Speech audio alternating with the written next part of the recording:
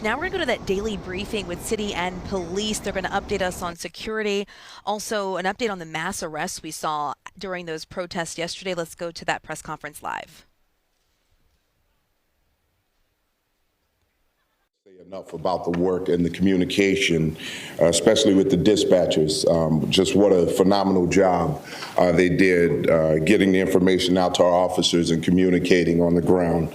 It was extremely important. Last night, I'm sure all of you witnessed, and a lot of you were more than likely out there. I see some familiar faces right now. You know, right in front of the Israeli Consulate, we had a group that showed up, and they showed up with the intent on committing acts of violence, vandalism. That was their intent. As the Chicago Police Department, we did everything that we could to de-escalate that situation. But there's only so much de-escalation that you can attempt before it becomes excessive repetition. And in excessive repetition, you continue to say things to people until they stop believing that you're going to do anything about it. And what I've said from the very beginning is that if you come to our city, whether you live here or you're visiting, and you show up with the intent on having your First Amendment rights exercised and bring no violence, no vandalism to our city, no hate to our city, we will allow you to do that and protect your rights. And our officers have done a great job in performing their duties in that way. However, last night was a danger to our city and a danger to our citizens in this city, our residents, property, and CPD had to protect that. So CPD stepped up. We declared a mass arrest after our officers were physically confronted and attacked. We were not the initiators of violence, but we responded to it. And our officers responded exactly the way that they were trained to respond. Out of that, we had between 55 and 60 arrests. We will get you an exact number. Some of those things are still being worked out. We had 2 individuals who were transported to the hospital, arrestees, who were treated and released, one for knee pain, one with a finger injury. We also had 2 officers who were injured, who refused medical attention because they didn't want to leave their fellow officers from the scene. They wanted to stay there and continue to work toward keeping this city safe. Couldn't have anything more noble happen. We also saw counter-protests, but in the counter-protests, they were peaceful. They listened to what we said to them. They moved when we asked them to move. It's very important to understand that once we called the mass arrests, that it was at that point we needed to take people into custody for public safety. This is something that we did. We attempted to avoid the clash to no avail. But CPD is not going to run away. We will not stand by and let our officers be attacked, because an officer who cannot protect himself, herself, themselves, cannot protect this city. Enough is enough. And at some point, we've got to recognize, and we have to have the proper reporting on what happens. And I've seen that from you, and I've seen that from the journalists, and I'd like to thank you for that, because it's necessary to understand what's really happening out there, what our officers are responding to, and the risks that they're dealing with. I just need to say this for our officers, especially our female officers. The vicious, nasty, sexually explicit things that were said to those women, absolutely disgusting.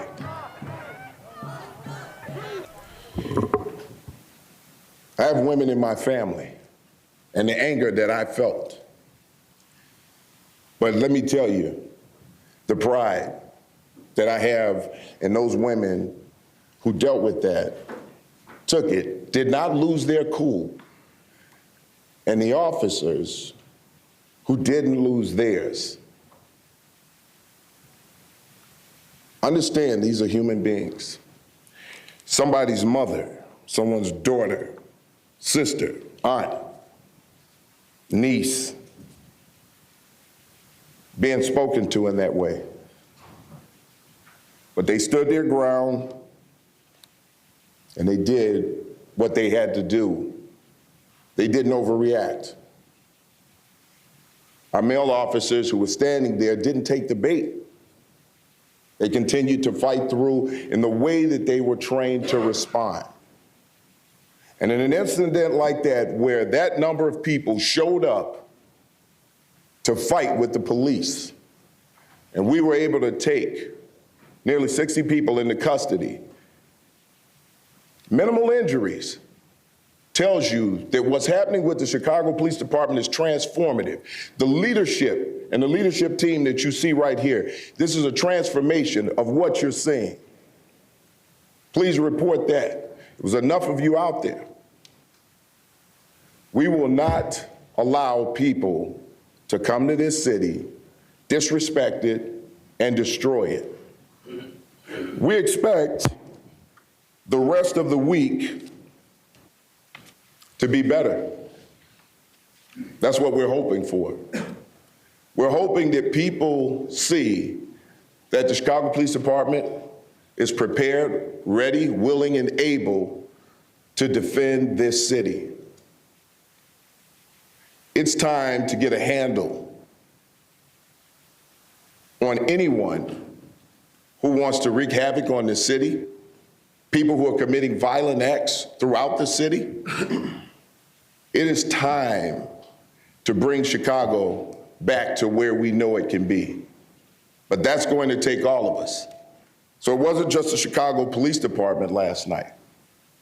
As you see, we have the fire department here with us, our federal partners. We have the COO, John Robertson. We have Deputy Mayor Gatewood standing here with us. There are so many people behind the scenes from other agencies who are working to make sure that this city is safe and to make sure that we're successful throughout this DNC.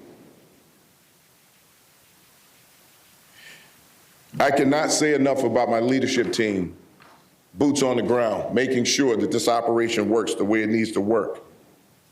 The overall incident commander, Chief of Counterterrorism, Dwayne DeVries. The Chief of Patrol, John Hine.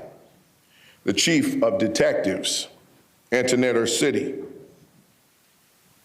Our Chief of the Bureau of Internal Affairs, Yolanda Talley. And the Chief of Constitutional Policing, Angel Navales. Behind them, I'm sure you all know, Director, Community Policing, Glenn Brooks. This collaboration has been excellent. The leadership of Executive Director Jose Tirado, making sure that the communication is working, is why we're successful. Lastly, I'd like to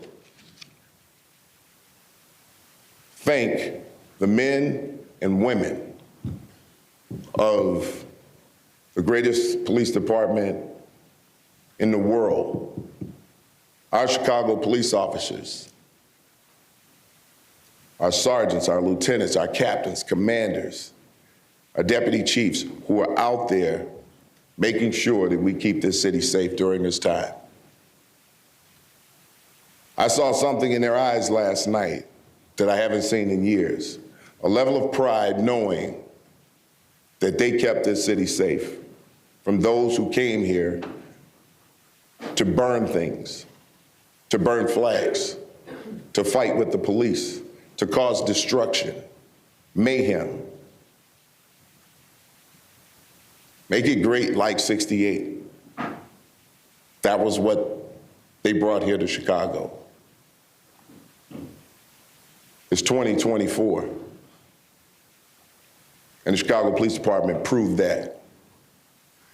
So let's get off of 1968. Let's stop talking about 1968. This is 2024. And the Chicago Police Department is proving that every single day. I cannot be more proud of the work that the men and the women of this department are doing right now to keep this city safe. With that, I'm going to turn it over to Deputy Mayor Superintendent Larry Snelling defending his officers at last night's protest outside of the Israeli Consulate. He said they were attacked and, quote, "We will not allow people to come to this city and destroy it." More than 60 were arrested, he said. We'll be right back.